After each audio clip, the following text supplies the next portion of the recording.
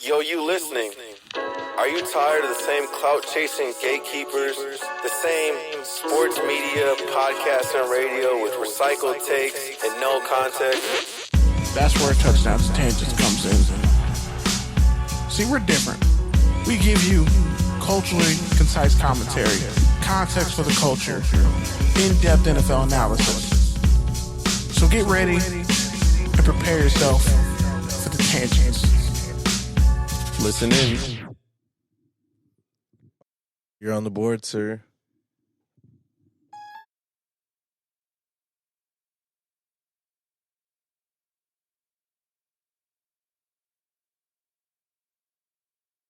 What's up, good people? It's Thursday night, somewhat on time. Thursday night spot for NFL takes, topical tangents, concise commentary for the culture. And yeah, Lizzo got canceled, so we're in a good mood. It breaks my heart. It breaks my heart. Despite the Twitter bird going extinct as well. Bro, every time I see that X icon on my phone, it just makes me want to delete. It really does. It makes me want to just throw my phone across the room. It makes me think I got hacked by some fucking. Just makes me feel like I got hacked by some weird cult in like Massachusetts or something. Yeah, but the World Wildlife Foundation, they did a whole ad and it was all the different Twitter logos. And then it was like, because our species are all going extinct or something, but it was funny. Like, well, 99.09% of like all species on Earth are extinct except humans. Like I don't know about that, but yeah. No, like literally not like most of the shit that ever lived on planet Earth is dead. We're like the last ones left. I mean, there's a lot of other species alive, but okay. Well, yeah, but like we're the most sentient.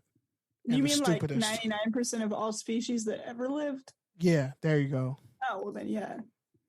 I guess, yeah, I don't know about that. No, like that's factually true. That is factually correct. You can look that up. Interesting time to bring it up. It is factually correct. Yeah. He's gonna look it up because I need a source. I'm sorry.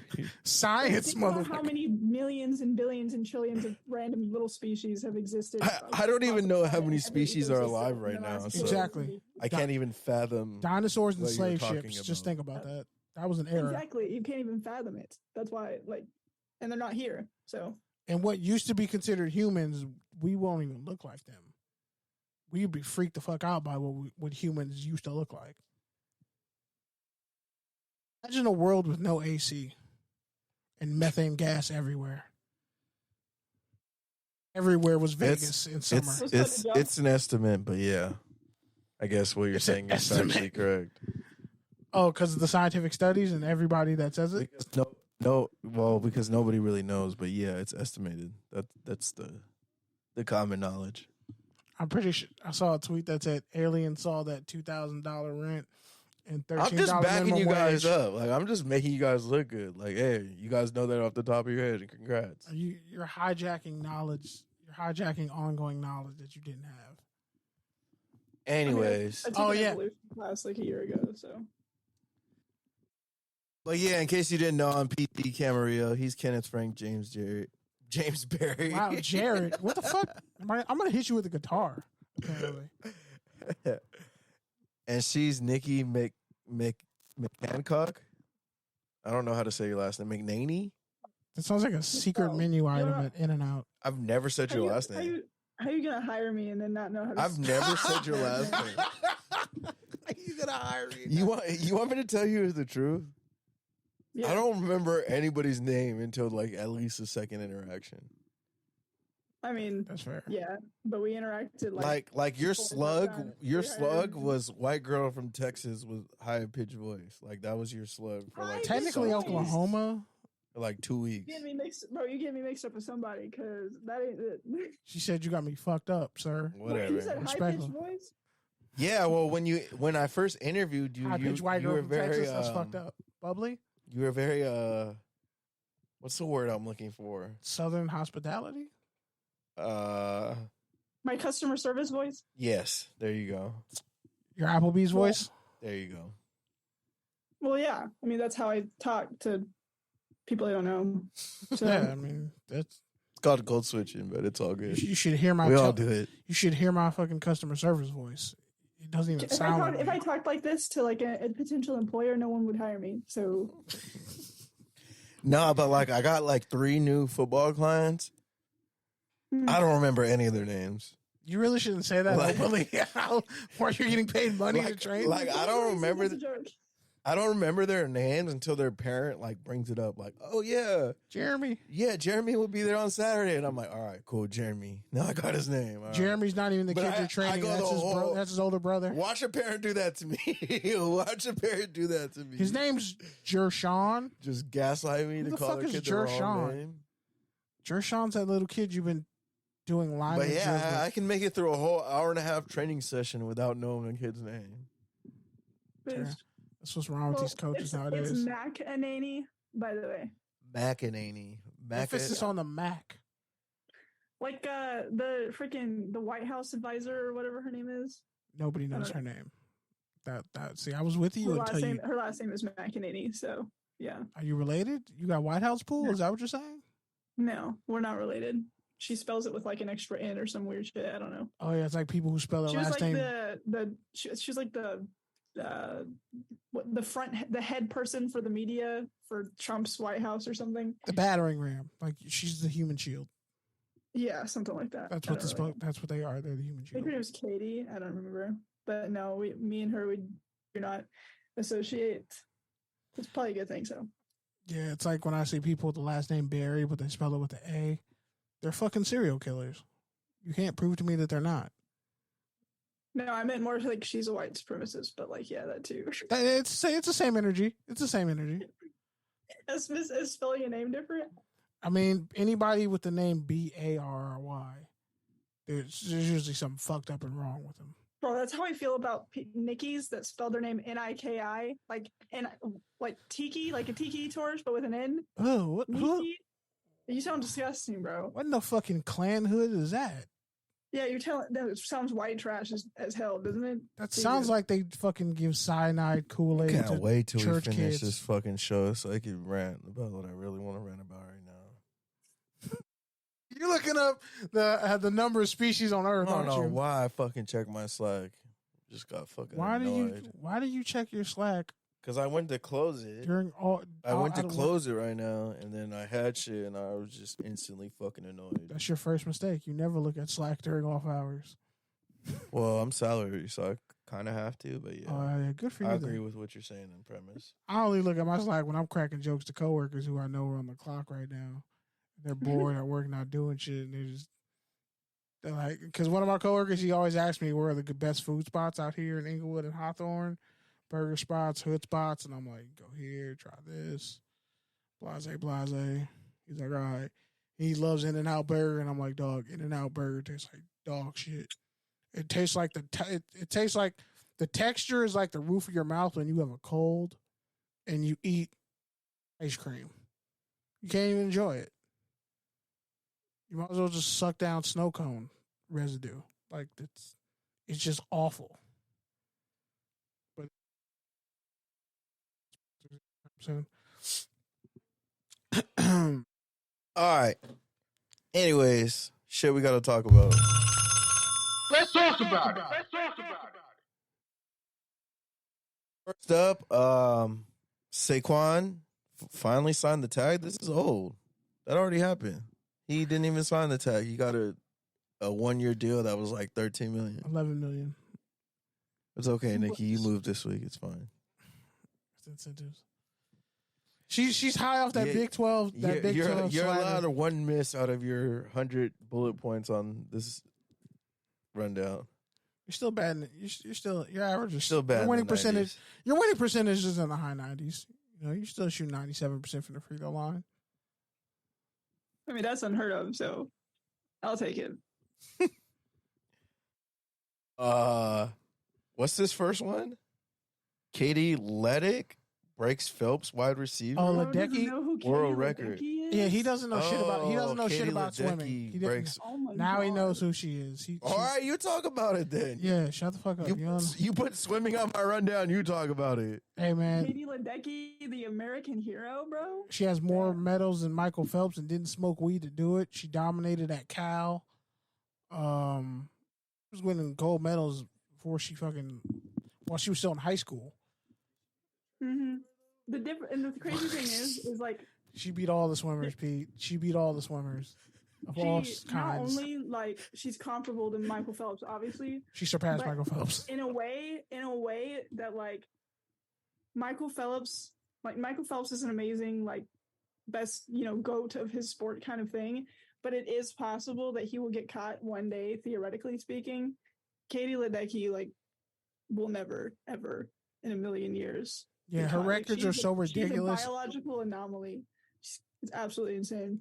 She's the fucking Wilt. If like Wilt Chamberlain averaged 100 points a game for like a season, that's what Katie Ledecky is to women's swimming. Mm-hmm. She's like what? She has like the top 10 world records. She just keeps beating her own records. Well, thank you guys for educating me. I appreciate it. Olympic records, she breaks them. College records, she broke them. I wonder what her NIL deals are like. I saw some graphic that showed that like the top times of all time, and then it showed everyone else's without Katie Ledecky, and like taking away Katie Ledecky's top like 12 times ever, then finally someone else's name comes along and it's like a full like 35 seconds behind, which in a pool is like miles. It's like an astronomical amount of time. Like the person who finished second in Worlds behind her this year, she has like one of the best times ever. That's not Katie Ledecky. Yeah. Oh my god, what happened? Nothing. We're letting you cook. Kenny dropped out. Oh, did he? Oh, it's okay. I thought you did too. We don't need you in the Zoom. You're fine. Jesus Christ. No, I mean, we really don't need you like, in the Zoom. No one, bro, it's crazy, dude. She is like the most dominant athlete like ever, or that ever has. More than Serena? Will exist. Yes, by far. Damn. Hot take. Not really. One day Kenny will turn his sound off. Or just leave it on so we can all hear my own echo. It's like when the screen closes, like that should shut me out. It's stupid. All right, and in running back chronicles, continued. Jonathan Taylor is still requesting a trade, but Jim Irsay is still refusing to deal him.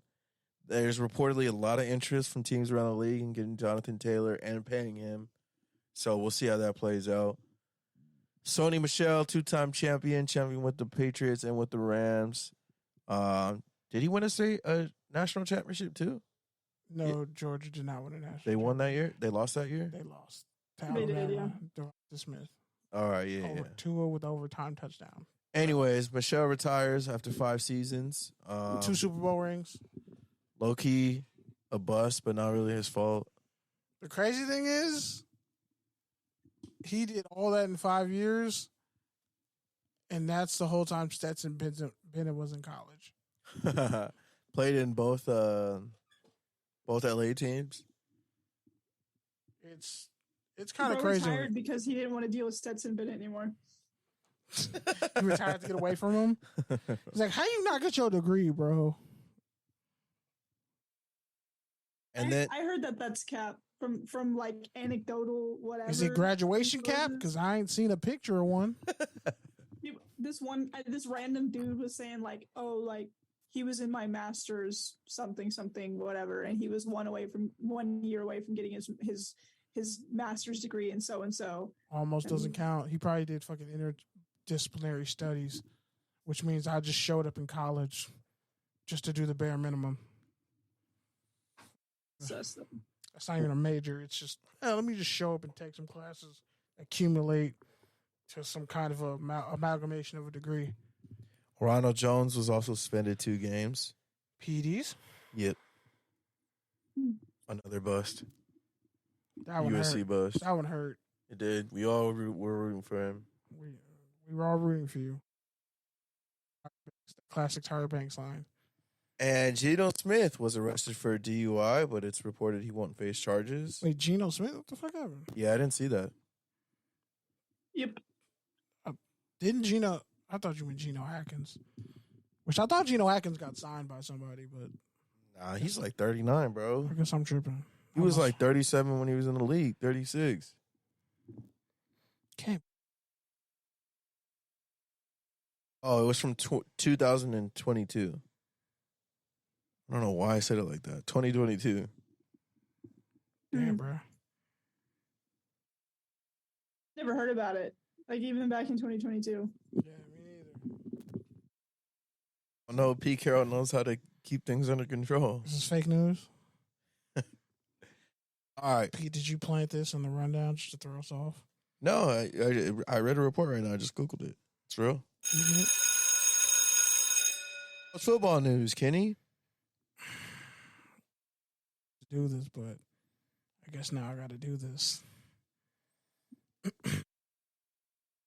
Just have a moment of silence for what I'm about to do.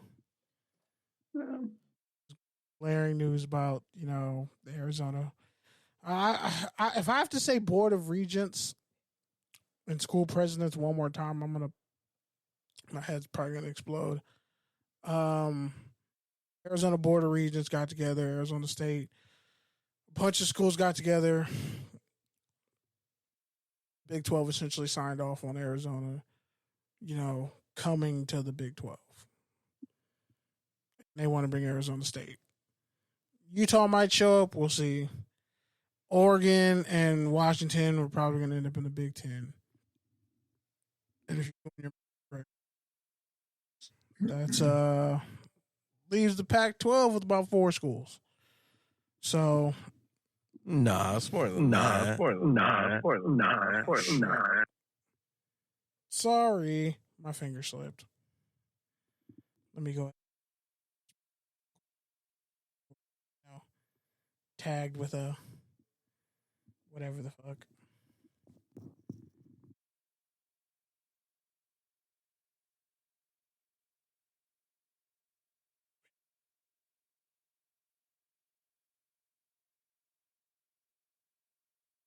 This and then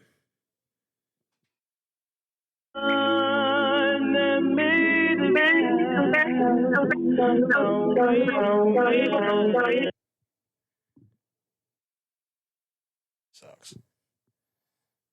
I don't know why this shit's not working. Play it from your phone, please. We don't need that, bro. The song. I'm trying to play this shit without it Just play it. double skipping. Play it. We don't need the song, bro. Just play your USC sounds. We get it. We get it. We get it. We get it. We get it. We get it.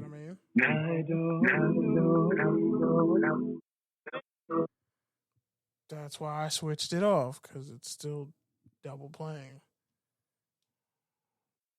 What, Bluetooth too?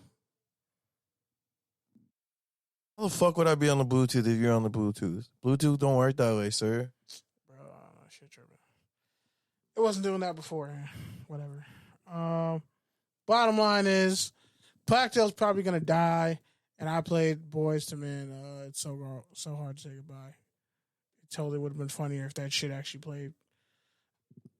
All right, but instead, I'm gonna talk about USC Media Day. Play a couple clips. Honestly, the most interesting clips came from me talking with their kicker, Dennis Lynch. He's a real estate major. Taking some classes in the summertime. But he's actually not on scholarship. So, just gonna go ahead and play this and hope this shit works.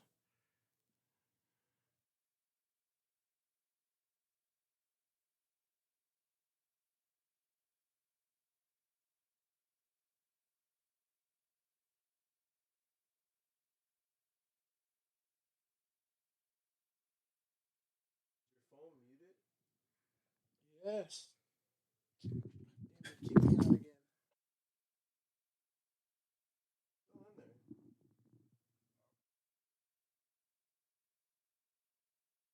Ay, Dios mío.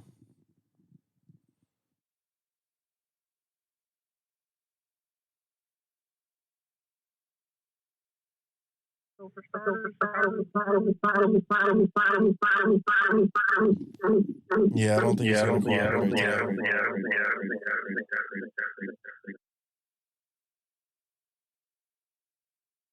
Sorry, Bucko. Let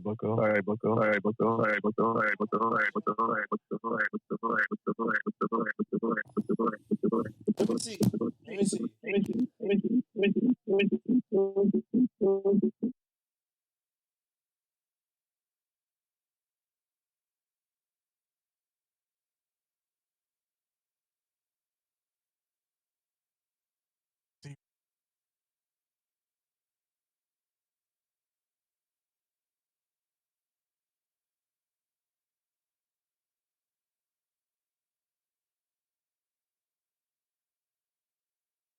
It's not going to work, so just talk about me today. What the fuck, man? It did not do that before we turned this on. That's why I don't switch over in the middle of the show. It's not working. Whatever. It was doing that before we even started. So no, I turned off I muted my phone and it wasn't doing that. It was doing that because you changed the sound output to your phone. I don't know why it's doing that, but it doesn't usually do that. So just move on. Fuck. All right. Well, for USC Media Day, I talked to Lynch and he talked about. I asked him pretty much, what are you kind of doing to improve off his freshman year? And he's not on scholarship, but he does, do a lot of extensive kicking work. He literally broke it down like it was a science. How he kind of, the kicks he does from the hash.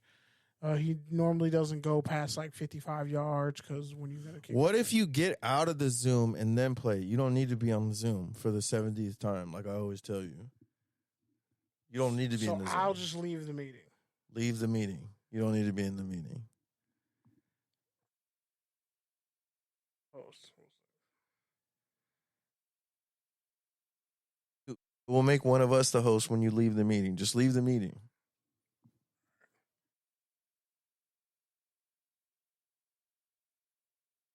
Now try playing it.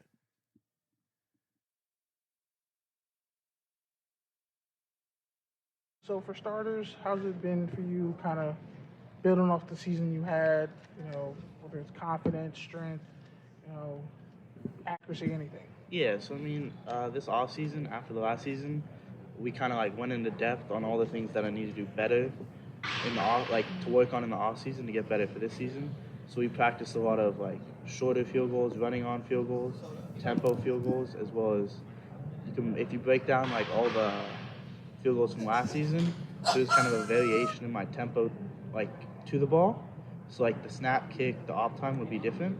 So we kind of worked on perfecting that and making it all constant. So that's kind of the main thing we worked on.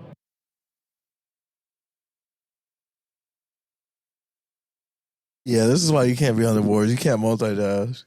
Nah, I can, but you kept laughing and it threw me off. Shut up. All right, and then, here's the other part of the interview. Caleb been like, you know what, come shop with me. No, he hasn't invited me to shop yet. I think me and him shop and have different styles, but I think it'd be pretty cool. Have you had a chance to kind of delve in any NIL stuff or? I have a few deals with Jackson and other things, but yeah. And as far as being a walk-on, obviously it's kind of different being a walk-on now than it was 10 years ago. Yeah. So what's that process like for you now? Just the day-to-day grind. I think being a walk-on, especially here, they don't treat you any differently. It's not it's being another player. Everyone contributes to the team. Everyone's super important to the success of the team. And I think that making sure you work hard, do your job, and compete is kind of the main idea. And as far as you talk about improving, how much have you improved your kicking distance? Have you kind of tried going 50, 60, yeah, different hashes? Yeah, so we always kind of work on different stuff. Bro, why are you asking the kicker so many questions? 60-something yard It's field media goals. day. Because realistically in game, we're not really kicking 60-yard field goals. But every once in a while, yeah, we would go back and we'd hit a few like 60s, stuff like that. But we mainly focused on the from 55 and in. So I personally created a chart. So like I would chart about 15, 16 kicks every time we go out with 5 snap and hold. And so I'd hit like PAT and then maybe 2 or 3 inside 30 yards, and then 6 inside 40 and 30, and then a few more outside 40 to 50, and then 2 or 3 from 50 to 55, and then maybe 156, 57, 58, 60. So I asked him that because I mean, That was the most kicker content I've ever heard in my whole entire life. I have like another Probably combined. Bro. I'm good. Play somebody else. I'm definitely gonna play somebody else, but like no, just he talked about they only practice with like crowd noise during the season, and then also he occasionally like they'll have like wet balls and they practice like, bro, just stop laughing every time I make a kicker reference, okay? Jesus, kickers are people too. But no, he was actually really reliable for them last year. So, and there is a lineage of USC kickers. Like when they're good, they're really good. So to kind of hear his process on that was pretty cool. And if he can get an even stronger leg, I think that'll help, especially when they go play Utah and they go up to Washington. But yeah, so I have backup quarterback Miller Moss. He got his degree like in 2.5 years, and hey, he talked about the craziest thing he saw athletically. He's been at USC, and that answer kind of shocked me. So, real quick, and he also talked about some people who he thought were insanely talented on the team. So I'm just go ahead and this first one. Miller, what's it like, kind of already having your degree and now just focusing on football? Yeah, no, I mean, it's been somewhat relaxing now.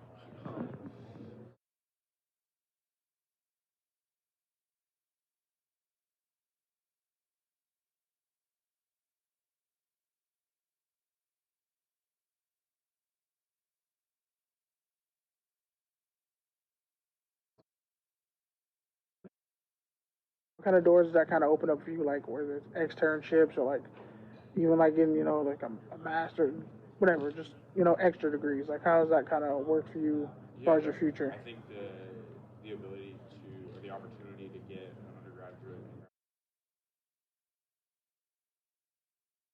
as a work experience, it's been limited just in that.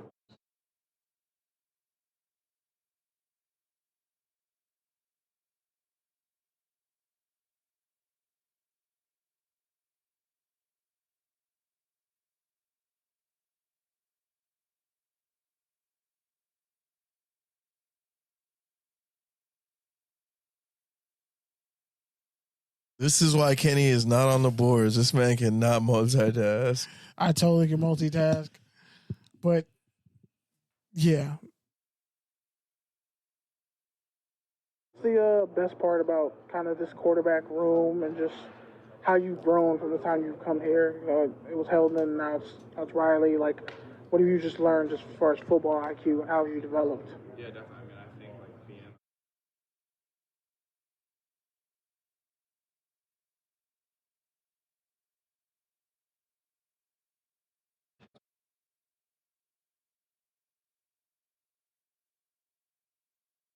just to be with Lincoln was like the most quarterback friendly coach. As far as like obviously the offense, it helps to have mobile quarterbacks. How have you kind of like worked on your speed and footwork and things like that? Yeah, definitely. I mean, give a huge credit to Coach Riley, Coach Riley too, but Coach Riley, him and his staff have done a great job.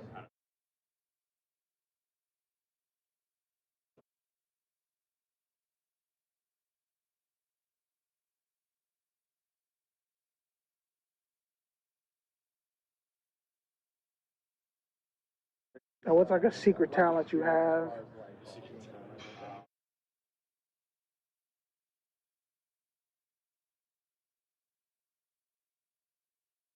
And as far as like, because obviously all the everybody in LA, a lot of people, they like to say In and Out. What's your top 5 spots? Top Top 5 5 burger spots? burger spots, food spots. That's a good question.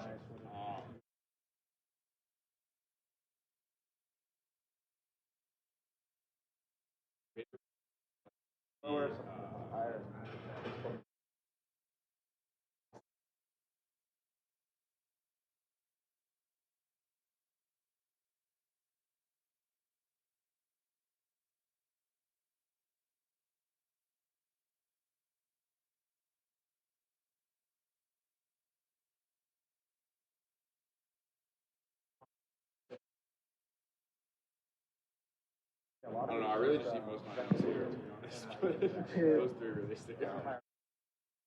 Teammate who has a cooking channel. I do. How's that work? Do you ever come over and be like, hey, can you make me something? He's the best. He like working with, but he is a hell of a he's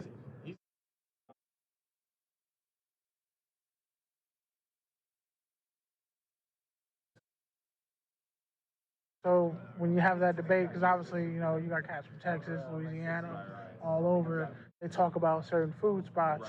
Like, do you guys kind of have a big, you know, big debates about that? Or? the biggest debate I would say is In and Out versus Watermelon. And we'll go with In and Out every time. The Texas guys really live and die by that water. The best food you had out there, you know, for the combo.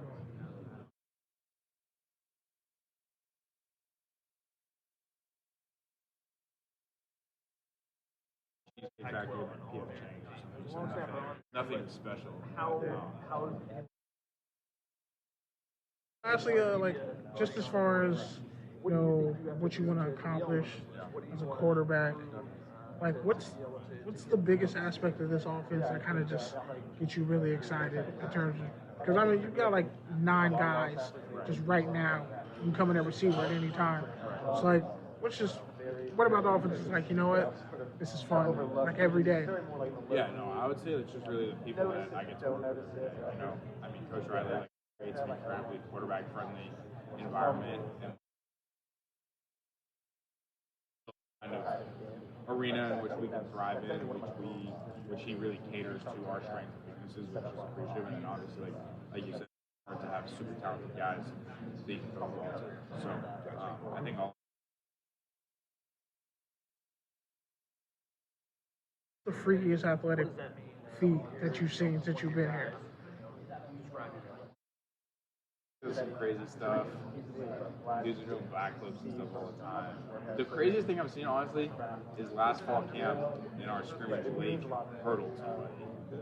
And, like, you wouldn't expect it to be Lake, but Lake, like, fully hurdled somebody, cleared him, and then kept running and scored. That was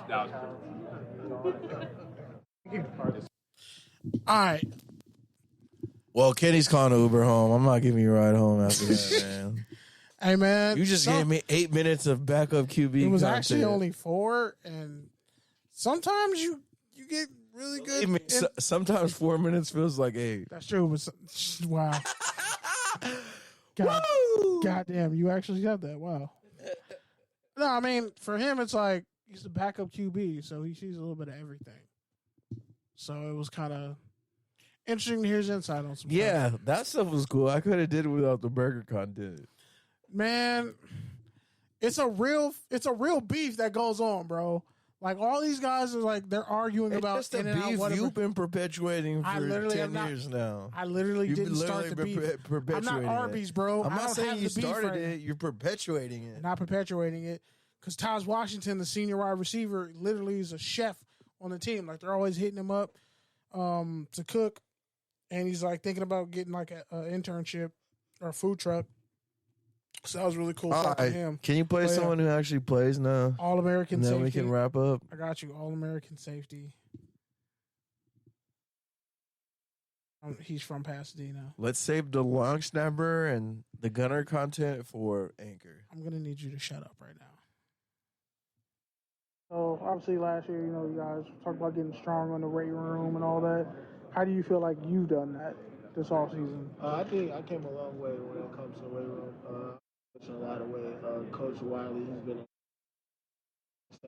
I'm on his rack. We got coaching rack, and I'm on his rack. So he holds us really to a high standard. Him being the weight room, head coach, of course. So I think we all been pushing weight, just getting after it. So when you like having an All-American season, that's big, especially at SC. What are some things that you looked at outside of strength? You're like, okay, I gotta improve on this. Really, I would say being more of a vocal leader. My teammates, I would say I look forward to that because the coaches, they know I could be a great leader, but I'm more of a quiet one on the field, don't really say too much. Other guys talk, but I think I could be more of a leader.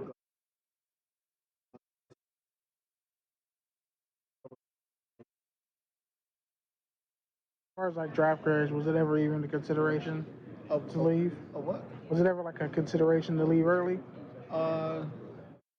Not really. I never thought of it like that. I just thought of it like if I'm in the right position to I just leave it up to God. Like you lose a guy like Thule, but you load up on guys on D line. What's it kind of been like seeing this receiver group come in, especially you guys? They go like 9 or 10 deep. Like how's that been back and forth between you guys? Well, for the first question, losing like a guy like Thule, who was a beast since I walked in on this campus, but gaining a lot of defensive linemen who are also. Our receiver core is really talented. Like you said, we're deep in the receiver core. Excited to see them guys play this year and be on the same.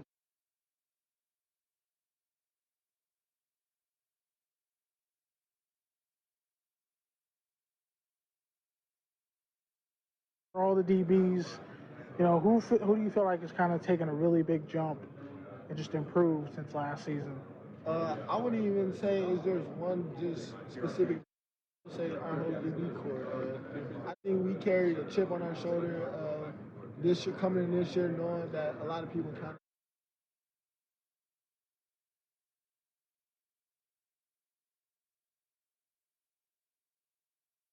All of us. And when you had time to kind of come down from the Tulane game, like how much did you really get to like truly enjoy the season that you guys had? Even though it didn't end the way you wanted it to. Of course, yeah, it didn't end the way we wanted to. Disappointed, but at the end of the day, my freshman year, we came a long way. I came from being.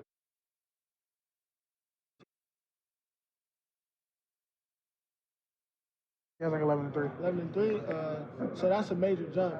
So of course, you got to really look at the positive side and say, okay, we grew here and.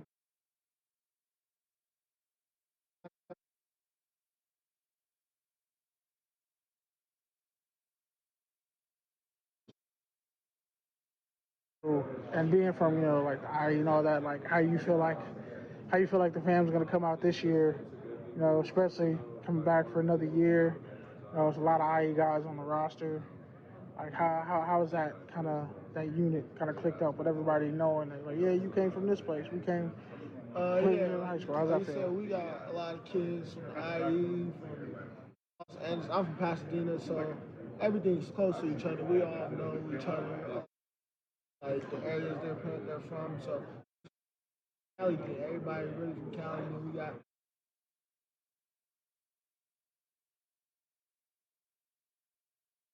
Too. So, but it's really good. Like a brotherhood. We all bond with each other and just have fun. What's it? You have you see Bryce, when he won the Heisman, shout out Dina, and then you see him, CJ go 1 and 2 in the draft. Like, how that make the IE feel? That's big for Cali in general. Like just seeing, me personally, Bryce Young, you from my hometown, so like seeing Heisman go first pick, that was big for us, and then seeing that's big for Cali in general. Like they put on for California, so that was really big. It was exciting to see that. Thank you. And then, all right, well, Kenny just totally GFE'd the IE, but it's fine. Man. Pasadena's not the IE, sir. Okay. It's LA County. It's 4 miles from downtown. Pasadena's LA County. Hold on now. That's What a lot. county would That's it be? a stretch, bro. What county would it That's be? like saying Lancaster is LA. It's like that's far out. Dude, Pasadena's only 4 miles from downtown on a map. Okay, tell all the gangbangers in Dina that. The 110 freeway is literally one of the first freeways, and it Yes, I connects know. Pasadena to downtown. Yes, I know. Barstow was one of the first inhabitants of the. I know. Bottom line is what I'm saying is, Dina is Dina. Dina is not L.A. Same way Long Beach. Same way more Long LA. Beach doesn't consider itself. It's more to be LA than Long Beach. Long Beach is You're like on 30 miles. drugs. Long Beach is like 30 miles from LA. Pasadena is like literally Do you 4 realize miles. Long Beach is like 20 minutes from here on the freeway? Yes, I was just there yesterday. All my family's buried there. So when you say that, you realize that, like Long Beach, you can catch the train to Long Beach, like right now. Yes, Pasadena is literally 4 miles. You literally can catch. There's literally a hub in Pasadena. You can literally take one line from Pasadena to downtown. Yes, I can take one bus from Hollywood and Vine, and it'll take me straight to Pasadena. I know. What I'm saying, from Pasadena, you can take one train to you could take like 3 different trains to different parts of downtown. Yeah, I know. But what I'm saying is, Pasadena is so far away. It's not It's not far away, L.A. Kenny. It's not far away, but it's not far close at all, bro. It's not close. It's really not far at Bro, all. okay. There's Compton and then there's Pasadena. Do you get what I'm saying? When people say LA, Pasadena is they're closer. considering Inglewood. Pasadena is closer to LA than Compton is. Compton's like 10 miles from LA. Pasadena is 11 miles from me, and I'd be living in downtown. There you so. go. And how far away from you? How far away are you from us right now? From Hawthorne. Yeah. I'm also. It says. And South Pass is even closer. Okay, that's a whole nother show. We can't talk. South Pass is its whole animal. Yeah, As Vince told rich me. animal. As Vince told me. A rich animal.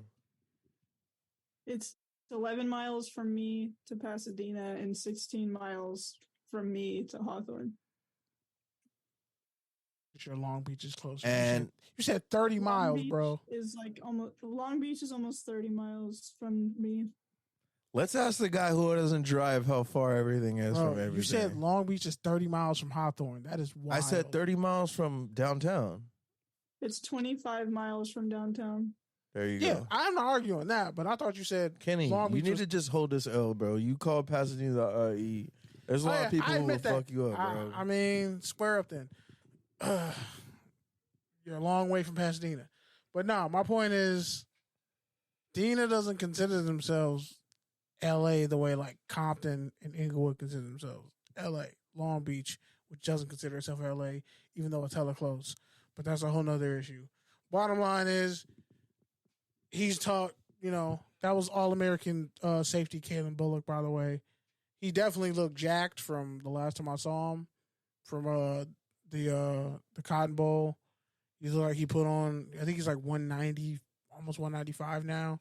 Because he put on probably a good solid 10 pounds of muscle. So DBs are definitely in there lifting. Damani Jackson almost looked like a linebacker at one point. He's a corner. And he's one of the fastest guys they got on the team. So he looked jacked. Dante Williams, the DB coach. He's looking like he's getting the DBs right. So the fact that they pretty much been going to war in practice every day, and Miller Mall said that the most freakish athletic thing he's ever seen since he's been at USC is USC tight end Lake McCree hurdling somebody, which he did in a game last year. But that says a lot, seeing as how like the redshirt freshman Zachariah Branch from Vegas runs like a 4.2 apparently, and it's like he shot out of a cannon, and they got a bunch of receivers who are insanely fast. And the most athletic thing he's seen since he's been at USC is their tight end hurdling somebody. You don't have to regurgitate literally what the person said when you just played it, right? I know, but I'm saying like for people who watched USC last year and like you hear those words and then you see that live, you're like, damn, that's crazy. That definitely wasn't expecting that answer at all. But Corey Foreman is another guy who the line coach Sean Newell pretty much was like, well, it's his opportunity. He has everything lined up for him. And he was, like number one player in the country when he came out after Drake Jackson. COVID year, though. Corona Centennial. Yep. And he made that big play against UCLA, the biggest play of his life. And it's going to be interesting. And also, what people forget is they also they got transfer from Georgia State. And they all his last name. But they also have Romello Height, who transferred from Auburn last year. He was hurt most of the year. So their rush room is actually kind of loaded. They have a lot of depth this year. Bear Alexander's kind of hurt, but he's working his way back. Keon Barr's Arizona transfer, who's from LA. You know, so again, the defense is going to be the story this year. All right, other stuff from college football. Yeah, the Big 12 is poaching hard, man. There's going to be more region board. There's going to be school president meetings tomorrow with ASU, Arizona State, a couple other schools. Oregon and Washington are like now in talks with the Big Ten. The Big Ten's looking at FSU's threatening to leave. which ACC. is crazy. Yeah, they're threatening, demanding. It's like, you ain't won shit, bro. Calm down. I mean, they won more than Miami this millennia. That's true, but they haven't put out more NFL players. No good left tackles come out of Florida State. About that, Florida State still puts out players. Name the last good left tackle. I didn't say good. Okay, then. They made the league. You don't want to have I'm this not saying conversation they're good. because the answer is Walter I'm Jones. not saying they're good. The answer is Walter Jones, and Walter Jones came out like 96, bro. I'm talking about players in general. I'm not talking about. I'm talking about offensive line. I left don't think. tackles. I don't think anyone in the ACC puts out. Not true. Who puts out linemen in the ACC? Offensive linemen in the ACC. Duke has. Clemson kind of did. Carolina. Clemson's been mid. North Carolina's but they've been mid. producing NFL guys on the offensive line. Yeah, but they've been mid. Yeah. Clemson really hasn't produced a lot of NFL guys on the O-line, but everywhere else has. North Carolina State has, which is kind of weird.